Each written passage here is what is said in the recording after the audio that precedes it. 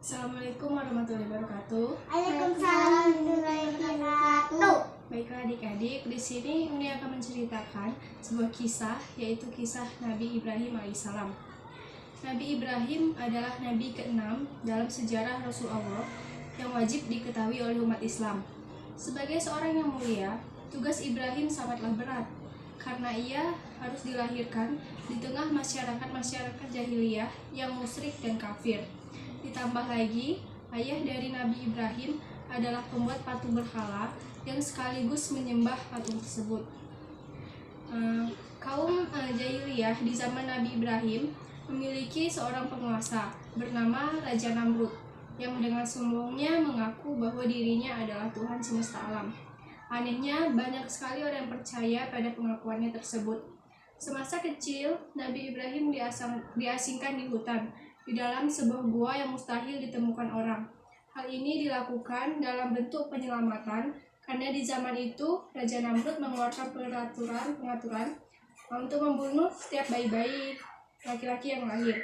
Namrud melakukan itu karena dirinya tidak ingin digantikan oleh siapapun di muka bumi ini sebagai penguasa. Sampai akhirnya ketika Nabi Ibrahim kembali ke tengah masyarakat dan melihat semua orang seperti gila pada patung, hampir setiap rumah dan tempat-tempat umum dipenuhi patung berhala agar dapat menyembah patung tersebut setiap waktu. Nabi Ibrahim mulai bertanya-tanya kepada dirinya, di manakah Tuhan itu? Manakah yang dinamakan Tuhan? Kemudian Allah memberikan mukjizat kepada Nabi Ibrahim, yakni sebuah pemikiran cerdas, kritis, sekaligus mengutusnya sebagai penyampai keberadaan Allah Subhanahu wa Ta'ala. Berkali-kali dengan pemikiran cerdasnya, Nabi Ibrahim bertanya, siapa sebenarnya Tuhan? Benarkah berhala itu adalah Tuhan? Atau justru Raja Namrud yang berkuasa itu adalah Tuhan? Kemudian ia melihat bulan dan bintang di malam hari, matahari di siang hari. Ia berkata, mungkinkah benda-benda itu adalah Tuhan? Namun ternyata bulan dan bintang menghilang dan matahari terbenam.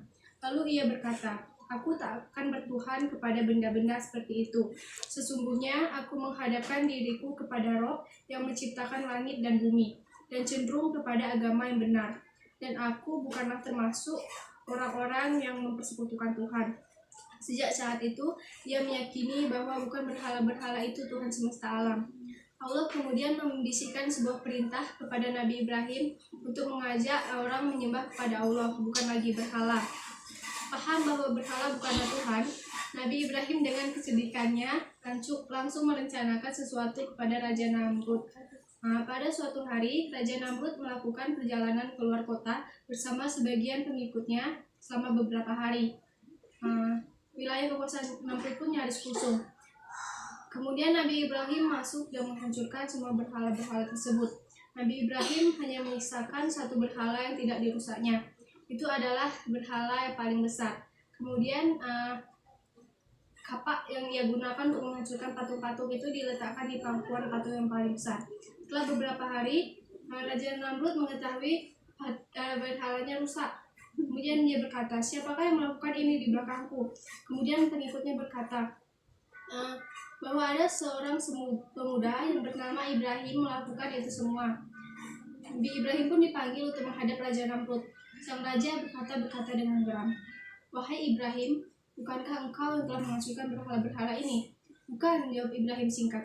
Mendengar jawaban itu, Raja Namrud semakin geram dan berkata, lalu siapa lagi kalau bukan engkau? Bukankah kau berada di sini selama ini dan bukankah kau membenci berhala ini? Ya, tapi bukan aku yang menghancurkan berhala-berhala itu. Kupikir berhala besar itulah yang menghancurkannya. Bukankah kampaknya masih ada berada di lehernya? Kata Nabi Ibrahim. Raja Namrud membantahnya. Mana mungkin patung berhala dapat membuat semacam itu? Mendengar hal itu, dengan tegas Nabi Ibrahim berkata, kalau begitu, kenapa engkau menyembah berhala yang tidak dapat membuat apa-apa? Mendengar pernyataan Ibrahim, para pengikutnya pun tersadar dan terpikir oleh mereka Tuhan yang selama ini mereka sembah tidak dapat melihat dan bergerak. Namun Raja Namrud semakin murka. Karena geram, akhirnya Raja Namrud memerintahkan para tentaranya untuk menghukum Nabi Ibrahim dengan seberat-beratnya. Nabi Ibrahim dihukum mati dengan cara dibakar hidup-hidup. Api dinyalakan besar sekali dengan kayu sebagai bahan bakarnya. Sementara Nabi diikat dan ditempatkan di tengah-tengah tumpukan kayu. tetapi Allah lebih berkuasa dalam segala hal. Allah dulu menghendaki Nabi Ibrahim mati dan kalah oleh Raja Namrud. Menyaksikan proses pembakaran itu, Raja Namrud dan para pengikutnya tertawa. Mereka mengira Nabi Ibrahim telah hancur menjadi abu bersama api itu. Namun, begitu terkejutnya mereka setelah api yang menyala dahsyat itu padam. Nabi tiba-tiba berjalan keluar dari puing-puing api tersebut dengan keadaan selamat dalam keadaan luka sedikit pun.